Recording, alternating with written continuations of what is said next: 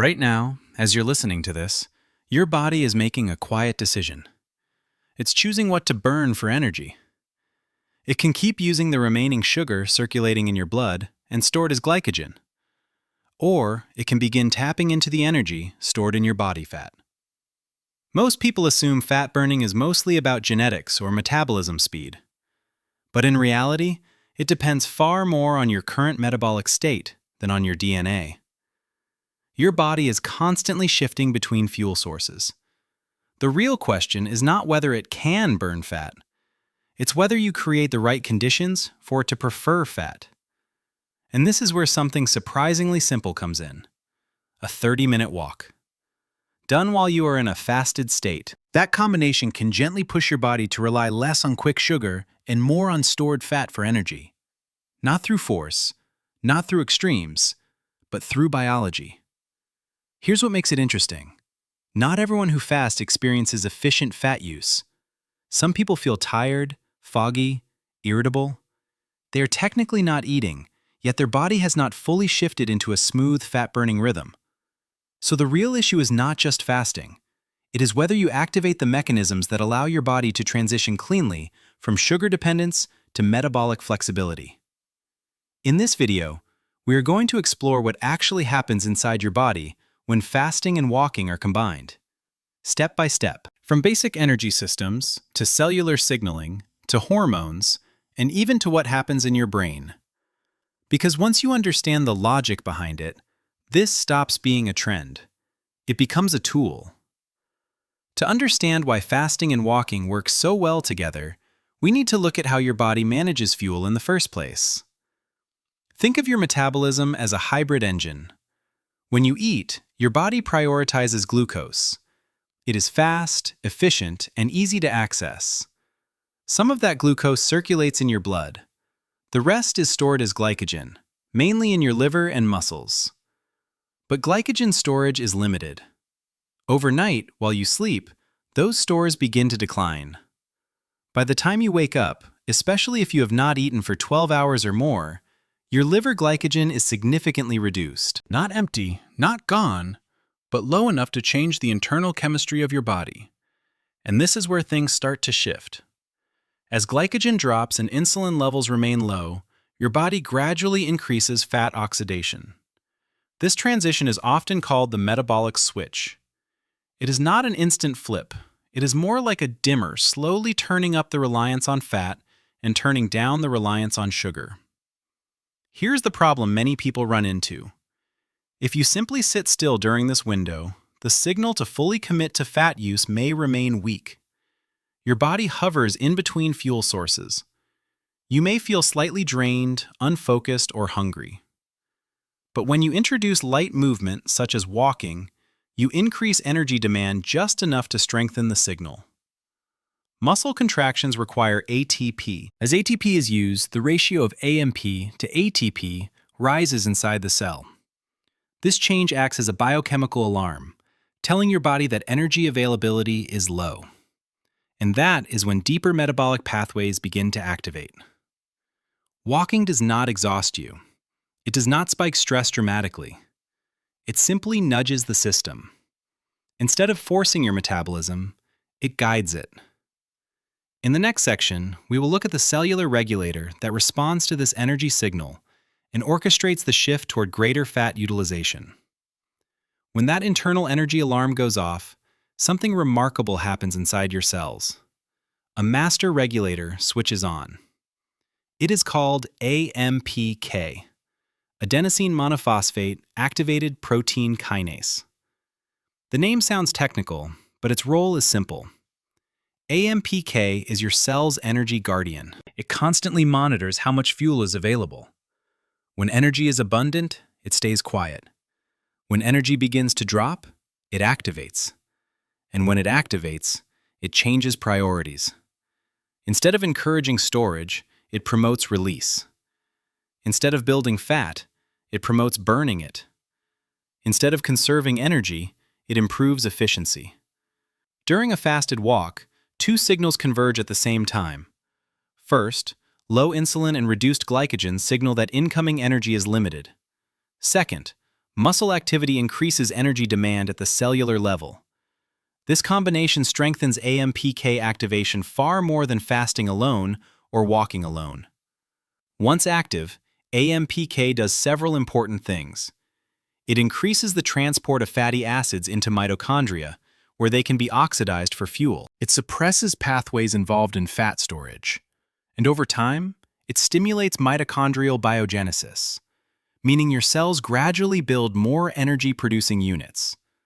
This is where the long-term effect begins to matter. You are not just burning fat in that moment. You are improving your capacity to burn fat in the future. However, cellular signaling does not act in isolation. These changes are tightly connected to shifts in hormones circulating through your bloodstream. To understand the full picture, we need to look at how fasting and walking reshape your hormonal environment. Cellular signals are powerful, but hormones determine whether stored energy is even available to be used. Think of hormones as messengers moving through your bloodstream, carrying instructions from one system to another. During a fasted walk, 3 hormonal shifts begin to align. First, insulin remains low. Insulin's primary role is to store energy. When it rises after a meal, it tells your body to move nutrients into cells and to slow the release of stored fat. When insulin is low, that braking effect weakens. Fat cells are no longer strongly inhibited from releasing fatty acids.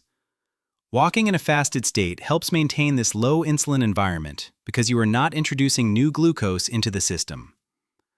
Second, adrenaline increases slightly. This is not the sharp spike you would see during intense exercise. It is a mild elevation, just enough to stimulate lipolysis. Adrenaline activates enzymes inside fat cells that break triglycerides into free fatty acids. Those fatty acids can then enter the bloodstream and be transported to working muscles. Third, growth hormone gradually rises in response to fasting. Growth hormone supports fat utilization while helping preserve lean tissue. In other words, it allows the body to access stored energy without aggressively breaking down muscle protein. When these 3 shifts occur together, the internal environment changes. Fat is not just present, it becomes available. And once fatty acids are circulating, your cells, already primed by AMPK, are prepared to oxidize them efficiently. But metabolism does not end at muscles and fat cells. Your brain is also responding to this new fuel landscape, and the effects there can be just as profound. As fatty acids circulate and your muscles begin using them more efficiently, another shift is taking place in the background. Your liver starts converting some of those fatty acids into ketone bodies. Ketones are not a backup fuel in the sense of being inferior. For the brain, they are often remarkably stable. Unlike glucose, which rises and falls depending on when you last ate, ketones provide a steadier stream of energy. That stability can translate into a subjective experience of clarity. Many people describe it as a quiet focus, not stimulation, not jittery alertness, but a sense that mental noise has been reduced. There is also a signaling effect. Light aerobic movement increases blood flow to the brain. Fasting alters certain molecular pathways involved in cellular stress resistance. Together, these conditions can increase levels of BDNF, brain-derived neurotrophic factor. BDNF supports the growth and strengthening of neural connections.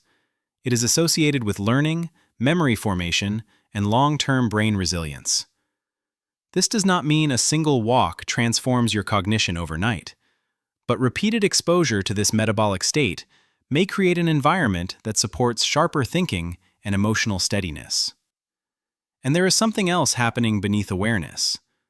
When you walk without constant stimulation, no music, no scrolling, your brain shifts into a different mode.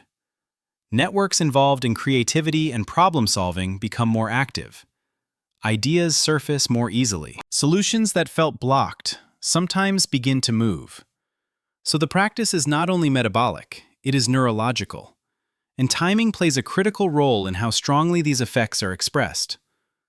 All of these mechanisms depend on context. The same walk can produce different effects depending on when you do it. In the morning, after a full night without food, Your internal environment is already leaning toward fuel conservation and mobilization. Liver glycogen is lower. Insulin is typically reduced. Cortisol has naturally risen to help you wake up and become alert. Cortisol often gets a bad reputation, but in its normal morning rhythm, it is not an enemy. It helps liberate energy and increase readiness. When you add a calm, steady walk at this time, you are working with that rhythm rather than against it. You are not forcing your body into a stressed state. You are amplifying a pattern that already exists. Later in the day, the situation changes. After 1 or 2 meals, insulin has risen and fallen multiple times. Glycogen has been replenished to varying degrees. Your body is not as strongly positioned toward fat utilization as it is in the early morning. That does not make an afternoon walk useless. It still improves circulation, insulin sensitivity, and overall health. But the metabolic context is different. Morning fasted walking aligns 3 elements at once: lower stored carbohydrate availability, low circulating insulin, a natural rise in alertness hormones. When these converge, the shift toward fat use tends to be smoother and more pronounced. Still, timing is a tool, not a rule. Consistency matters more than perfection. And for these adaptations to become noticeable, your body needs repetition. Which brings us to the final piece: adaptation over time. The first few days may not feel impressive. In fact, they may feel uncomfortable. When you reduce frequent carbohydrate intake and begin walking in a fasted state, your body has to adjust. Enzymes involved in fat oxidation need to increase their activity. Mitochondria need to become more efficient. Hormonal responses need to stabilize. That does not happen overnight. You might notice mild fatigue in the beginning, a stronger awareness of hunger, a sense that your usual quick energy is missing. This is not failure. It is transition. Your body has spent years prioritizing rapid glucose availability. Now you are teaching it to rely more comfortably on stored energy. With repetition, the internal machinery adapts. Fat oxidation becomes smoother. Energy levels begin to stabilize instead of rising and crashing with meals. Cravings often soften, not because of willpower, but because blood sugar swings become less dramatic. This is what metabolic flexibility really means: the ability to move between fuel sources without distress. After 10 to 14 consistent days, many people notice a shift. Morning walks feel easier. Mental clarity arrives faster. Hunger becomes more predictable and less urgent. The goal is not extreme restriction. The goal is resilience. You are not trying to force your body into a narrow state. You are expanding its range. And once that range expands, the practice becomes less of a challenge and more of a rhythm. At this point, you understand the mechanism. Energy availability shifts. Cellular regulators respond. Hormones align. The brain adapts. And over time, the body becomes more flexible. But information alone does not change physiology. Repetition does. If you decide to try this, keep it simple. Wake up, hydrate, step outside. Walk at a pace where you can breathe comfortably and think clearly. You do not need intensity. You do not need exhaustion. You need consistency. Let your body experience that state often enough to recognize it as normal. And when you break your fast later, choose food that supports stability rather than spikes. Protein, fiber, whole sources of nutrition that extend the metabolic environment you created instead of abruptly reversing it. This is not about chasing extremes. It is about restoring a pattern that once defined human life. Periods of low incoming energy followed by movement, then nourishment. If you give this practice 2 weeks, you may not just see a physical difference. You may feel a different relationship with hunger, with energy, even with your own discipline.